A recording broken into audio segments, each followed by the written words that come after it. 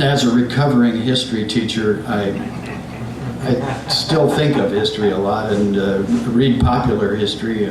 Popular history, we have these presentations that announce an end of innocence. There's always a period when we apparently didn't know anything, and then we woke up, we had an epiphany, and suddenly we became adult as a nation and so on.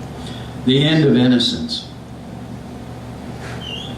Edith Wharton said the end of innocence came when the Great War broke out. Now we are part of the world and not naive, she said.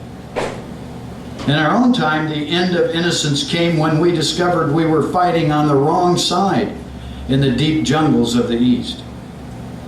In this century, the end of innocence came when our glorious leader went from being a harmless fool to a dangerous fool, as he found an excuse for another war, and we discovered torture. By we, I mean you and me. Our military had already discovered torture in the Philippines, just before the end of the innocence that ended with our invasion there. For me, it came mundanely when I discovered ice cream wasn't good for me, that prices didn't go down when I pumped my own gas, and that the Europeans we had just saved from fascism and sent care packages to had national health care, and we didn't.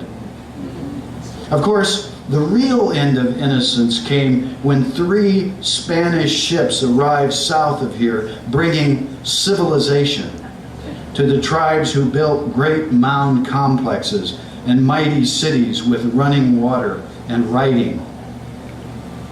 By civilization, I mean Christianity and capitalism and gunpowder and the propensity to say what we do not mean. And way before that, when God saw how befuddled his man and woman were in the beautiful garden he had prepared, and losing his temper, he kicked them out for good. And around that same time, when Mother Nature, or eternity, or the great vastness, noticed how naive God was in creating all these fallible beings, expecting perfection.